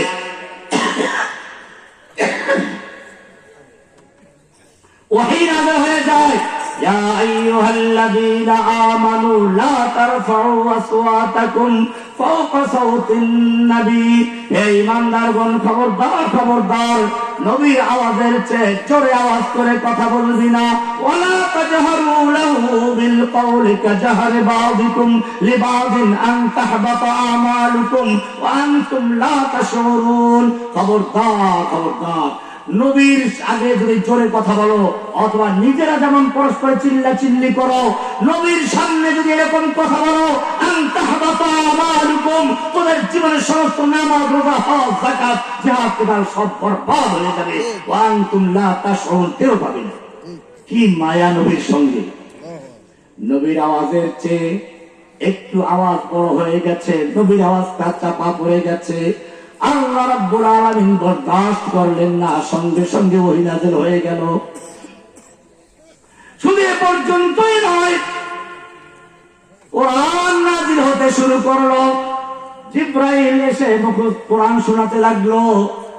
ছাত্র যেমন ওস্তাদের সঙ্গে ঠোঁট নাড়াচাড়া করে পড়ে, আল্লাহর নবীও কষ্ট করে করে ঠোঁট নাড়তে শুরু করলেন, কোরআন মুখস্থ করা শুরু করলেন। আল্লাহ রাব্বুল আলামিন আসমান থেকে ওহী নাযিল করে দিলেন, ইয়া লা তুহাররিক বিহি লিসানাকা লিতা'জালা বি ইন্না আলাইনা জামআহু ওয়া কুরআনা। হে নবী, আপনি কোরআনকে দ্রুত মুখস্থ করার জন্য ঠোঁট নাড়াচাড়া করবেন না। ইন্না আলাইনা জামআহু ওয়া কুরআনা, গোটা কোরআনকে নূর বানিয়ে আপনার সিনায় জমা করে দেওয়ার দায়িত্ব আমি আল্লাহ নিজে গ্রহণ করেছি। জোরে বলুন সুবহানাল্লাহ। এই মায়া নবীর সঙ্গে একটু ঠোঁট নাড়াচাড়া করে কোরআন পড়লে কষ্ট হয়, এই কষ্ট দিতে চান না, আরো সামনে বাড়ুন। আল্লাহর নবী রাতের বেলায় শুয়ে আছেন, কি মায়াবী ডাক, ইয়া আইয়ুহাল মুযাম্মিল কুমিল লাইলা ইল্লা কালিলা। ও চাদর দেওয়া বন্ধু, ওঠো ওঠো, কুমিল লাইলা ইল্লা কালিলা, রাত্রি ঘুমাও, তুমি রাত্রি জাগরণ করো, ওঠো, ইল্লা কালিলা, কিছুক্ষণ ঘুমাও, ইসফাহু আও ইনকুস মিনহু কালিলা, অর্ধেক রাত্র বা তার চেয়ে একটু কম বা তার চেয়ে একটু বেশি তুমি রাত্রি ইবাদত করতে থাকো। সারা রাত্র ইবাদত করলে তুমি খুশি হও, তোমার পা ফুলে যায়, আর আমি আল্লাহ তোমাকে ঘুমন্ত দেখলেও খুশি হয়ে যাই। কুমিল লাইলা ইল্লা কালিলা। কি মায়া! আমি এবারে জিজ্ঞেস করতে চাই, যেই নবীর সঙ্গে আল্লাহর এত মায়া, এত মহব্বত। আমি তায়েফের ময়দানে কয়েকদিন আগে গিয়েছিলাম, সেইখান থেকেই বক্তব্য দিয়েছিলাম। তায়েফের পাহাড়গুলো দেখিয়েছিলাম, যারা দেখেছেন ভিডিওগুলো। আমি বলেছিলাম, এই তায়েফের ময়দানে আমার নবীকে পাথর মেরে লুকিয়ে দেওয়া হয়েছিল, জমিনের উপরে শুয়ে দেওয়া হয়েছিল, আবার দাঁড় করানো হলো, আবার পাথর মারা হলো, আবার তিনি পড়ে গেলেন, তিনবার তিনি জমিনে লুটিয়ে পড়লেন। আমি জিজ্ঞেস করতে চাই, যেই নবীর প্রতি আল্লাহর এত মায়া ছিল, সেই আল্লাহ এই যে পাথর মারা হচ্ছিল, এটা কি দেখেন নাই? আল্লাহর কি ফিরাবার ক্ষমতা ছিল না? ফিরাইছিলেন? ফিরান নাই। কেন ফিরান নাই? মহাব্বত কমে গেছিল নাকি? তাও আল্লাহ বলেছেন, মা ওয়াদ্দাআকা রাব্বুকা ওয়া মা ক্বালা। হে নবী, আপনাকে আপনার রব ছেড়েও দেন নাই, আপনার প্রতি অসন্তুষ্ট হন নাই। বলে তাহলে আমাকে এত মারলো কেন, তুমি ফিরাও নাই? ওদের যুদ্ধে আল্লাহর নবী লোহার পোশাক পরলেন, লোহার টুপি পরলেন, লোহার যুদ্ধের পোশাক পরে যুদ্ধের ময়দানে অবতীর্ণ হলেন। নবীর মাথার লোহার টুপির উপরে এমন জোরে আঘাত করলো, লোহাটা ভেঙ্গে, মাথার টুপিটা ভেঙ্গে আল্লাহ নবীর গাল ভেঙ্গে দাঁতে আঘাত করলো, দুটো দাঁত পড়ে গেল, লোহা ভিতরে ঢুকে রইল। ও মুসলমান, একটু চিন্তা করে দেখো, তাতে যদি একটু ব্যথা হয়ে যায় তাহলে কত কষ্ট লাগে। আর তোমার নবীর অবস্থা এত কঠিন হলো, ওই লোহা বের করতে গিয়ে কান দিয়ে দুজন সাহাবীর দাঁত পড়ে গেল। আমি জিজ্ঞেস করতে চাই, ওদের ময়দানে আল্লাহ নবীর মাথায় আঘাত করে যে ব্যক্তি লোহার ভেঙে দিয়েছিল, আল্লাহ দেখতে পেয়েছিলেন কিনা? আল্লাহর ফিরাবার ক্ষমতা ছিল কিনা? ফিরাইছিল। কেন ফিরান নাই? এটাই আমাদের বুঝার বিষয়। কিয়ামত পর্যন্ত যেন কোন ওলি বুজুর্গ নামদারি ইহুদি খ্রিস্টানদের দল ইসলামের জিহাদকে কলঙ্কিত করতে না পারে, সেজন্য তোমার আমার নবী, বিশ্ব নবী মুহাম্মদুর রাসূলুল্লাহ নিজে যুদ্ধের পোশাক পরে যুদ্ধ করেছেন, 27টা যুদ্ধের কমান্ডার প্রদান করেছেন। আর তিনি বলেছেন, বুখারী হাদিস করুন, ওয়ালা ওয়াদিতু আন উকতালা ফি সাবিলিল্লাহ সুম্মা উহইয়া সুম্মা উকতাল সুম্মা উহইয়া সুম্মা উকতাল। আমি চাই আমি আল্লাহর রাস্তায় যুদ্ধ করতে করতে শহীদ হয়ে যাই, আবার জীবিত হই, আবার শহীদ হয়ে যাই, আবার জীবিত হই, আবার শহীদ হয়ে যাই। কে বলেছেন? আল্লাহ রাসূল নিজে বলছেন। এই কারণে আল্লাহ তাআলা দেখিয়ে দিলেন নবীকেও যুদ্ধের ময়দানে কাজ করতে যখন হতে হয়েছে। আম হাসিবতুম আন তাদখুলুল জান্নাতা ওয়ালাম্মা ইয়াতিকুম মাসালুল লাযীনা খালাউ মিন ক্বাবলিকুম। ও মুসলমান, তোমরা কি মনে করেছো এমনি জান্নাতে ঢুকে পড়বে? চট করে ঢুকে পড়বে না, জান্নাতে চট করে ঢুকে পড়বে। ওয়ালাম্মা ইয়াতিকুম মাসালুল লাযীনা খালাউ মিন ক্বাবলিকুম, অথচ তোমাদের কাছে ওই সকল বিপদ আপদ মুসিবত আসবে না যা এসেছিল তোমাদের আগের লোকদের প্রতি, তোমার নবীর প্রতি, তোমাদের সাহাবীদের প্রতি। মাসাতুমুল বাসা ওয়াদ-দাররা ওয়া যুলজিলু, কঠিন দুর্যোগ, শত্রুদের ভূমিকম্পের ন্যায় আক্রমণ। হাত্তা ইয়াকুলার রাসূল ওয়াল্লাযীনা আমানু মাআহু মাতা নাসরুল্লাহ, এমনকি স্বয়ং রাসূল এবং তার সঙ্গীগণ বলতে বাধ্য হলেন মাতা নাসরুল্লাহ, আল্লাহ সাহায্য কবে আসবে? ও মুসলমান, তোমার নবীর ইতিহাস পড়ো। উমরা করার জন্য 1400 সাহাবী নিয়ে মক্কার কাছাকাছি এসে উপস্থিত হয়ে গেছেন, হুদায়বিয়া পর্যন্ত। মক্কার লোকেরা বাধা দিল। আল্লাহ নবী উসমানকে মক্কায় পাঠালেন, যাও মক্কার লোকদেরকে বুঝাও আমরা যুদ্ধ করতে আসি নাই, আমরা ইহরামের কাপড় পরা, আমরা উমরা করতে এসেছি, মারামারি করতে আসি নাই। ওসমানকে কেন পাঠাইলেন জানেন? ওসমান জাহিলি যুগে মক্কার সবচেয়ে জনপ্রিয় ব্যক্তি ছিলেন। শুধু জনপ্রিয় নয়, আরবের মেয়ে লোকেরা বাচ্চাকে ঘুম পড়াবার জন্য কবিতা পড়তো, লড়ি দিত ওসমানকে দিয়ে। উহিব্বুকা ওয়ার রহমান হুব্বা কুরাইশিন ওসমান, উহিব্বুকা ওয়ার রহমান হুব্বা কুরাইশিন ওসমান, ও আমার আদরের শিশু, আমি তোকে ভালোবাসি ঠিক সেরকম যেরকম ভাবে কুরাইশের লোকেরা ওসমানকে ভালোবাসে। সুবহানাল্লাহ।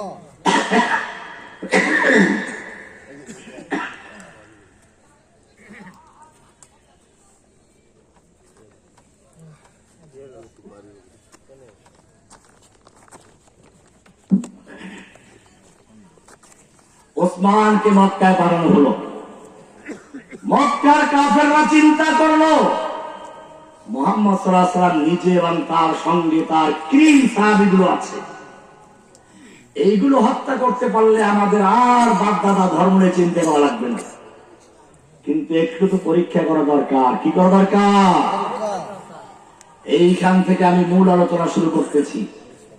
এখনই শয়তানে কিন্তু চাপ দিল আপনাদেরকে, আর সর্বোচ্চ আধা ঘন্টা, 15-20 মিনিট ইনশাআল্লাহ। ইনশাআল্লাহ ভাইরা আমার, আল্লাহর নবীর সাহাবীদেরকে নবীর ঈমানকে চ্যালেঞ্জ করা, পরীক্ষা করার জন্য তারা একটা আওয়াজ ছড়ে দিল, ওসমানকে হত্যা করা হয়েছে, ওসমানকে হত্যা করা হয়েছে। আসলে হত্যা করা হয় নাই, এটা ছিল গুজব, পরিকল্পিত। যে মুসলিমদের ঈমানি শক্তিটা কেমন একটু যাচাই করি, যদি প্রতিক্রিয়াটা সত্য না হয় তাহলে হামলা চালাবো। এই যে ফিরআউন সেই কাজ করেছিল। এদেশের তাফসীরের যে প্রতীক সাইদি সাহেবকে গ্রেফতার করে সে পরীক্ষা করেছিল, দেখি প্রতিক্রিয়া কেমন হয়। যদি সাইদি সাহেবকে গ্রেফতারের পরে এদেশের তাওহীদ জনতা ধর্মদের বিশেষে মতভেদ ভুলে গিয়ে তার পক্ষে দাঁড়াতো, তাহলে পরবর্তী একজন আরেকজন গ্রেফতার করা সহজ করতো না। আমি বাংলার তাওহীদি জনতাকে বলবো, ফিরআউনের চরিত্রগুলো কোরআন থেকে পড়ো। সূরা কসসের শুরুর দিকে ফিরআউনের চরিত্র আছে, ইন্না ফিরআউনা আলা ফিল আরদ। ফিরআউন তার মিশর ভূখণ্ডের একচ্ছত্র ক্ষমতা কুক্ষিগত করেছিল। বাংলাদেশে দেখেন না, একটু পায়খানায় গেল কোথায় সেখানে জিজ্ঞেস করতে হবে, কোন একটা ক্ষুদ্র থেকে ক্ষুদ্র জিনিস পর্যন্ত তাকে জিজ্ঞেস করতে হতো। এটা ফিরআউনের বৈশিষ্ট্য, ইন্না ফিরআউনা আলা ফিল আরদ। এরপরে 2 নম্বর চরিত্র ওখানে আছে, ওয়াজআলা আহলাহা শিয়া। ফিরআউন তার দেশের জনগণকে বিভিন্ন দলে ট্যাগ লাগিয়ে বিভক্ত করে রেখেছিল যেন কেউ কারো পক্ষে না দাঁড়ায়। সে কারণে সে কাউকে রাজাকার, কাউকে জঙ্গি, এরপরে তো যখন সাহস বেড়ে গেল তখন দেশের শাইখুল হাদিস ইবনে শাইখুল হাদিসকে পর্যন্ত ধর্ষণের অভিযোগ দিয়ে তারপরে জেলখানায় ঢুকিয়েছে। কিসের আলামত ছিল এগুলো? আপনারা বুঝতে পারেন নাই। আমি আপনাদের সামনে পরিষ্কার বলি, আমাকে আনসারুল্লাহ বাংলা টিমের প্রধান প্রচার করা হলো, জঙ্গি নেতা বলা হলো। আমি আদালতে চ্যালেঞ্জ করে বলেছিলাম, আনসারুল্লাহ বাংলা টিম নামে বাংলাদেশে কোন দলের অস্তিত্ব নেই। আমি বলেছিলাম, চ্যালেঞ্জ করলাম, যদি রাষ্ট্রপক্ষ প্রমাণ করতে পারে আমাকে জেলে নেওয়ার দরকার নেই, আদালতের সামনে কেন লাগিয়ে তারপরে ফাঁসিতে ঝুলিয়ে কার্যকর করো। কিন্তু রাষ্ট্রপক্ষ সেই চ্যালেঞ্জ প্রমাণ করতে পারেনি। কিন্তু দেশের কতগুলো নাস্তিক মোরতাদের দল, কিছু মিডিয়া, প্রথম আলো, ডেইলি স্টার, কারুডেলা, সমকাল, এই নাস্তিক পত্রিকাগুলো শেখ হাসিনার দালালি করে, ভারতের দালালি করে এদেশে আলেম ওলামাদেরকে কলঙ্কিত করার চেষ্টা করেছিল, জনগণ থেকে বিচ্ছিন্ন করার চক্রান্ত করেছিল, ওলামায়ে কেরামদেরকে জনগণের কাছে ঘৃণার পাত্র বানাবার চেষ্টা করেছিল। কিন্তু আমাকারু আমাকারাল্লাহ ওয়াল্লাহু খায়রুল মাকিরিন। আল্লাহ ওদের সমস্ত চক্রান্তকে মাকড়সার জালের মতো ইত্তাখাযাত বাইতাহু ওয়া ইন্না আওহানাল বুয়ুতি লাবাইতুল আনকাবুত। ওদের সমস্ত চক্রান্তগুলোকে মাকড়সার জালের মতো ছিন্ন ভিন্ন করে দিয়ে আলেমদেরকে মুক্ত করেছে, ওদেরকে দেশ ছাড়া করে দিয়েছে। আমাদেরকে তো জেলখানা থেকে যখন আনা হতো, বিশ্বব্যাপী আমাদেরকে বিতর্কিত করার জন্য, অপমান করার জন্য মাথায় হেলমেট, শরীরে বুলেট প্রুফ জ্যাকেট, পায়ে ফেরি লাগিয়ে আনা হতো। কিন্তু ফাঁক করে লোকেরা আমাদের সঙ্গে হাত মিলাতো, কিছু টাকা দিত, আমার হিসাবে একটু কিছু খেয়ে নিয়েন। মানুষ আমাদেরকে শ্রদ্ধা করত, তাকিয়ে রাখতো। আমি যেখানে বেঁচে একই কথা, আপনার জন্য দোয়া করেছি, রাতের বেলা তাহাজ্জুদ করে চোখের পানি ছেড়ে কেঁদেছি, রোজা রেখেছি। আমি ধন্যবাদ করে বিশ্বের প্রান্তে প্রান্তে যারা আমার জন্য দোয়া করেছ, চোখের পানি ঝরিয়েছ, ভালোবেসেছ, আল্লাহ রাব্বুল আলামিন তোমাদের দিনের জন্য কবুল করে না। আমাদেরকে আল্লাহ তাআলাই সম্মান দিয়েছেন, এবং জেলখানা থেকে বের হওয়ার পরেও যারা জেলে গিয়ে শুধু রহমানি নয়, প্রত্যেকটা মানুষের ইজ্জতকে আল্লাহ তাআলা তার আগের চেয়ে দ্বিগুণ বৃদ্ধি করে দিয়েছে। কিন্তু যারা আমাদেরকে অপমান করতে চেয়েছিল, আমি সূরা আল ইমরান 26 নম্বর আয়াত দিয়ে শুরু করেছিলাম, তার শেষ অংশে আছে ওয়াতুইজ্জু মান তাশাউ, ইজ্জত দেওয়ার মালিক কে? আল্লাহ। ওয়াতুযিল্লু মান তাশাউ, অপমান করার মালিক কে? আল্লাহ। ওই যে দেখো কালা মানিক জঙ্গলে গিয়ে কলা পাতা বিছিয়ে শুয়ে পড়েছে যান রক্ষার জন্য, ঠিক কিনা? বাঁচতে পেরেছে।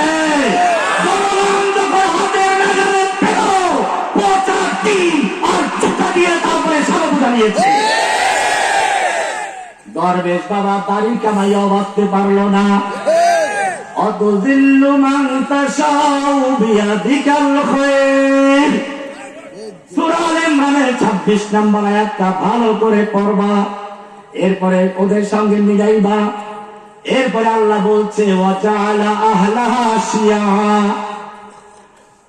ভালো করে জানতে হবে। এই জন্য কুফফাররা এখনো বসে নয়, যারা ঐক্যবদ্ধভাবে আন্দোলন করেছিল। আমি এই কলেজের ছাত্র, স্কুলের ছাত্র, মাদ্রাসার ছাত্রদেরকে বলবো, তোমাদের ঐক্যে ফাটল ধরাবার চেষ্টা করা হচ্ছে। যদি ওদের ফাঁদে পা দিয়ে বিভিন্ন বিভ্রান্তির শিকার হও, জেনে রাখবে এবারে যদি ভারত তার দালালদের মাধ্যমে কোন সময় সুযোগ পায়, এবার আর জেলে পাঠাবে না। এবারে মুসলিমদের রক্ত দিয়ে রাজপথগুলো লাল করার চক্রান্ত করেছে। মনে রাখবে, আমাদের মধ্যে বিভিন্ন দল আছে, থাকবে, কিন্তু ইতিহাস থেকে শিক্ষা নাও। আলী রাদিয়াল্লাহু তাআলা আনহু এবং আমির মুআবিয়া রাদিয়াল্লাহু তাআলা আনহুর মধ্যে যখন যুদ্ধ চলছিল, হাজার হাজার তার শহীদ হচ্ছিল, সেই সময় তৎকালীন সুপার পাওয়ার রোম সম্রাট আমির মুআবিয়ার কাছে পত্র লিখল, আমির মুআবিয়া, আমরা শুনতে পেরেছি তোমাদের খলিফা তোমার উপরে অন্যায় বিচার করছে। তুমি যদি চাও, রোম সম্রাট তার সর্বশক্তি দিয়ে তোমার পক্ষে তোমাকে সাহায্য করার জন্য তৈরি আছে। আল্লাহর নবীর সাহাবী বুঝতে পারলেন যে আমাদের পারস্পরিক যুদ্ধের সুযোগ নিয়ে মুসলিম খেলাফাকে ধ্বংস করার জন্য রোম সম্রাট চক্রান্তের জাল বিলাচ্ছে। এবারে আল্লাহর নবীর সাহাবী আমির মুআবিয়া কি উত্তর লিখেছেন, তোমাদেরকে সেই উত্তর ভালো করে শিখে বর্তমান রোম সম্রাটদেরকে, বর্তমান ইহুদি খ্রিস্টানদেরকে, বর্তমান ভারতের দালালদেরকে উত্তর দিতে হবে। আমির মুআবিয়া লিখেছেন, ওহে ইয়া কালবার রোম, ওহে রোমের কুত্তা, আমার খলিফার সঙ্গে আমার যুদ্ধ হচ্ছে। এই সুযোগ নিয়ে যদি মুসলিম ভূখণ্ডের দিকে একটা কদম দাও, জেনে রাখবি আলীর পক্ষে যুদ্ধ করতে গিয়ে সর্বপ্রথম যে লোকটা জীবন দিবে সে আর কেউ নয়, সে হচ্ছে আমির মুআবিয়া রাদিয়াল্লাহু তাআলা। আমাদেরকেও জানিয়ে, ভারতকে জানিয়ে দিতে হবে, নরেন্দ্র মোদীকে জানিয়ে দিতে হবে, তুমি যে স্ত্রীর উপরে ভর করে বাংলাদেশে এসেছিলে, আমার হাজার হাজার ভাইদেরকে শহীদ করে দিয়েছিল তোমার জন্য। সুযোগ পেলে বাংলার জনগণ তার প্রতিশোধ নিয়ে তোমাকে তোমার অবৈধ স্ত্রী সব চট করে আসবা। ইসলামের শত্রুরা হুঁশিয়ার সাবধান। এই স্লোগান দিলে শক্তিশালী স্লোগান চাই, দুর্বল স্লোগান দরকার নাই। জেল তো খাচ্ছি আমি, তোমাদের খাচ্ছি, এত দুর্বল নাকি?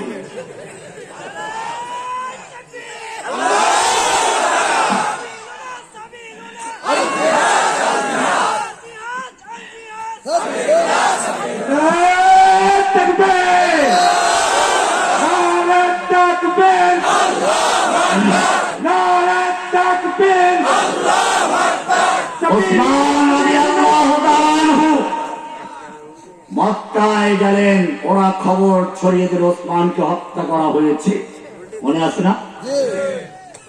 এবারে কি প্রতিক্রিয়া হচ্ছে জেনে রাখো।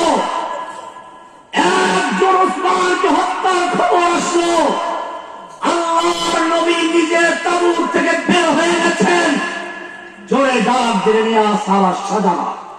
সাহাবায়ে কেরাম দুপুরের রৌদ্রে বিভিন্ন বাবুল গাছের তলায় গিয়ে ছায়ায় শুয়ে পড়েছিল। আল্লাহর নবী ডাক দিয়ে সারা সাজা।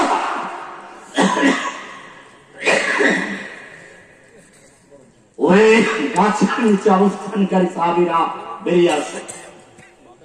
আল্লাহর নবীর ডাক শুনে 1400 সাহাবায়ে কেরাম বের হয়ে আসলেন। আল্লাহর নবী হাত বিছিয়ে দিলেন আর বললেন, শোনো, আমার কাছে খবর এসেছে আমার ওসমানকে হত্যা করা হয়েছে। কোন দূত বা প্রতিনিধিকে হত্যা করার কোন আইনে নেই, আমার ওসমানকে হত্যা করা হয়েছে।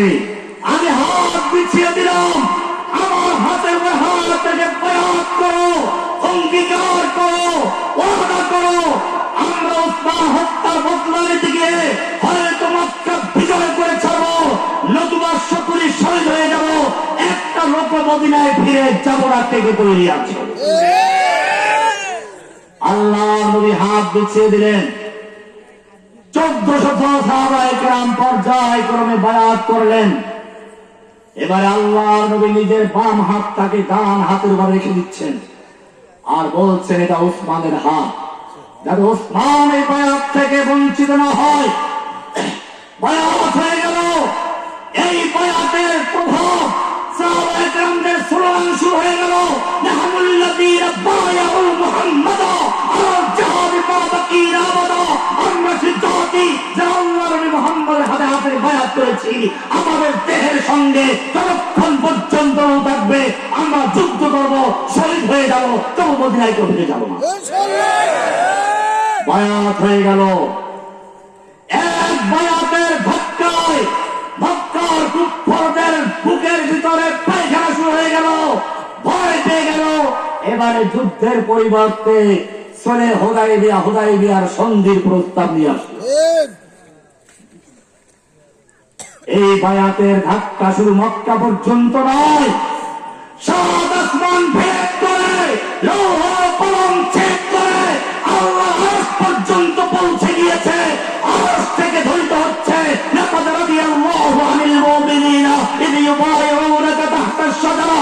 আল্লাহ তাআলা মুমিনদের প্রতি সন্তুষ্ট হয়ে গেছেন, রাজি হয়ে গেছেন, খুশি হয়ে গেছেন যখন তারা আপনার হাতে হাত রেখে বায়াত করছিল সেই গাছের নিচে বসে। সুবহানাল্লাহ। শুধু এ পর্যন্তই নয়, সূরা আল-ফাতর এটা 10 নম্বর আয়াত পরে 18 নম্বর আয়াত পড়ুন। সেখানে পরিষ্কার আল্লাহ বলছেন, হে নবী, যারা ওই গাছের নিচে আপনার হাতে হাত রেখে বায়াত করেছে, ইন্নাল্লাযীনা ইউবাইউনাকা, যারা আপনার হাতে হাত রেখে বায়াত করেছে, ইন্নামা ইউবাইউনাল্লাহ, তারা আপনার হাতে হাত রেখে নয়, স্বয়ং আল্লাহ হাতে হাত রেখে বায়াত করেছে। ইয়াদুল্লাহি ফাওকা আইদিহিম, তাদের হাতের উপরে স্বয়ং আল্লাহর হাত ছিল। ভাইরা আমার, একজন উসমানের জন্য আল্লাহর নবী তার 1400 সাহাবীদেরকে নিয়ে জীবন উৎসর্গ করছেন। চিন্তা করেন না, আমরা শহীদ হয়ে গেলে মদিনার কি হবে, আমরা শহীদ হয়ে গেলে দিন ইসলামের কি হবে। আজকে শয়তান ধোঁকা দিচ্ছে, আমরা যে শহীদ হয়ে মাদ্রাসার কি হবে, মসজিদের কি হবে, আমার বউ কি হবে, বাচ্চার কি হবে। ধোঁকা দিচ্ছ। তোমার নবী ইসলামের চেয়ে, তোমার নবীর মূল্য তোমার চেয়ে অনেক বেশি ছিল। তোমার নবী ছিলেন নবী, তিনি যখন জীবন উৎসর্গ করেছেন, এরপরে যদি কোন ব্যক্তি বলে ইসলামের জিহাদের নামে অদ্ভুত হয়ে হচ্ছে, জেনে রাখবে সে কাদিয়ান লোকে বলে এই ভারতবর্ষের সর্বপ্রথম জিহাদের বিরুদ্ধে কথা বলেছিল ইংরেজদের তৈরি করা দল গোলাম মোহাম্মদ কাদিয়ানি। সে বলেছিল জিহাদ কে নাম ছোড় দো আয়ে ভাইও, ইসলাম মে হারাম হ্যায় কত্ল কিতাল। সেই ইংরেজদের পরে আবার 90 ইংরেজদের যুগ আসলো, হাসিনার যুগ। এখানে এসে আবার 90 কাদিয়ানি তৈরি হলো, যারা শেখ হাসিনাকে কেউ কওমি ঝন্ডি খেতাব দিল, কেউ জান্নাতবাসী খেতাব দিল, কেউ রাবিয়া মুসলি বলল, কেউ তাহাজ্জুদ পড়তেনি বলল, কেউ শেষ পর্যন্ত 1 লক্ষ ভুয়া মুক্তির ফতুয়া তার পক্ষে রেখে জিহাদের বিরুদ্ধে ফতুয়া দিল। আমি জিজ্ঞেস করতে চাই, এই দালালদের কলম যখন সাহাবাগীরা আল্লাহর নবীকে তুচ্ছ-তাচ্ছিল্য করছিল, আল্লাহর নবীকে গালিগালাজ করছিল, রাজীব হায়দার নামে এক কুরানদার থাবা বাবা নামে যখন বলকে আল্লাহর নবীকে কটূক্তি করেছিল, তখন এইসব লেখকদের কলম কোথায় ছিল? তখন আমাদের কলম গর্জে উঠেছিল। আমার জেলে যাওয়ার 2 নম্বর কারণ, সেই সময় যখন এই শেখ হাসিনা তার বাপের জন্য আইন করলো, তার বাপকে কেউ গালি দিলে তার জন্য 14 বছরের জেল, দ্বিতীয়বার দিলে যাবজ্জীবন সাজা। অপরদিকে আল্লাহর নবীকে যদি কেউ গালিগালাজ করে, তাহলে তাদেরকে সে সহজে বলে দেয়, বিদেশ পাঠিয়ে দেয়। আমি সেদিন বলেছিলাম এবং বই লিখেছিলাম, তোমার বাবার মর্যাদা তোমার কাছে থাকবে, এটাই স্বাভাবিক। তোমার কাছে তোমার বাবার মূল্য আছে, এটাই স্বাভাবিক, তার আইন করা আমার আপত্তি নেই। কিন্তু জেনে রাখবে, তোমার কাছে তোমার বাবার যত সম্মান মর্যাদা, আমি একজন মুসলিম হিসেবে আল্লাহ এবং আল্লাহ রাসূলের মর্যাদা তার চেয়ে লক্ষ কোটি গুণে বেশি। তোমার বাবাকে গালি দিলে আইন করতে পারো, আর আমার রাসূলের জন্য আইন না থাকে, জেনে রাখবে বাংলার তৌহিদি জনতা আল্লাহ নবীর দুশমনদেরকে বাংলার জমিতে বিতাড়িত করে ছাড়বে ইনশাআল্লাহ। বই লিখেছিলাম উন্মুক্ত তরবারি, লিখে পাবেন। সেই বই রাখার পরে যা হওয়ার তাই হয়েছে। একদল আমার মুজাহিদ সারা বাংলাদেশে নয়, দুনিয়ার যে প্রান্তে আল্লাহর নবীর কটূক্তিকারী অবমাননাকারী খুঁজে পেয়েছে, তারা সেখানে তাকে পাওনা চুকিয়ে দিয়েছে। আল্লাহর জমিন থেকে তাদেরকে বিতাড়িত করে দুনিয়াকে বিদায় করে কবর রচনা করে দিয়েছে।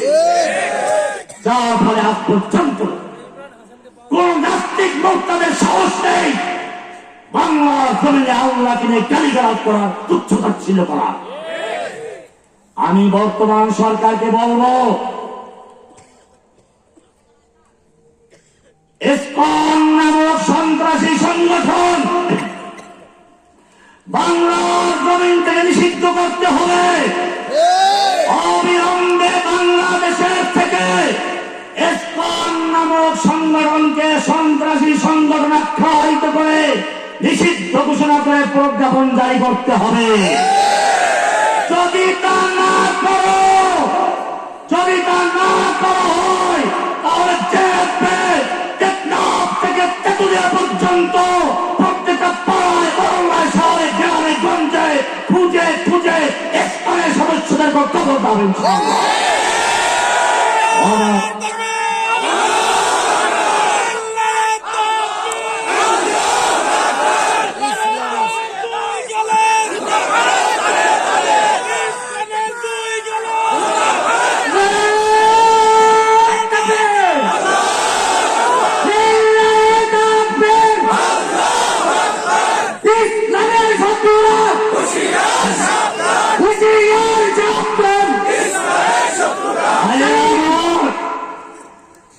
আজকে চতুর্দিক থেকে আওয়াজ আসছে, তোমাদের ফরিয়াদ জানাচ্ছে কোরআনের ভাষায়। সূরা নিসার ৭৫ নম্বর আয়াত পড়ো। ওয়ামা লাকুম লা তুকাতিলুনা ফি সাবিলিল্লাহ। ও মুমিনরা, তোমাদের কি হলো? তোমরা আল্লাহর রাস্তায় কিতাল করছো না, যুদ্ধ করছো না, লড়াই করছো না। والمستضعفين من الرجال والنساء والبلدان। অথচ অসহায় শিশু, নারী, পুরুষরা ফরিয়াদ করে বলছে, রব্বানা আখরিজনা মিন হাযিহিল ক্বরিয়াতিল যালিমি আহলুহা। ও রব্বুল আলামিন, তুমি আমাদেরকে জালিম অধ্যুষিত জনপদ থেকে রক্ষা করো, জালিমদের হাত থেকে বাঁচাও। ওয়াজআল লানা মিন লাদুনকা ওয়ালিয়া, তুমি আমাদের জন্য তোমার পক্ষ থেকে নেতা পাঠাও, নেতা। ওয়াজআল লানা মিন লাদুনকা নাসীরা, তুমি আমাদের জন্য তোমার পক্ষ থেকে সাহায্যকারী পাঠাও। আমার যুবক ভাইরা, আমি জিজ্ঞেস করতে চাই, আল্লাহর আহ্বানে সাড়া দিয়ে, কোরআনের আহ্বানে সাড়া দিয়ে কে কে তৈরি আছো? যদি প্রয়োজন হয় বাংলার জমিনে বুকের তাজা রক্ত ঢেলে দিয়ে আল্লাহ দিনকে বিজয় করার জন্য কে কে তৈরি আছো? তাকবীর, তাকবীর,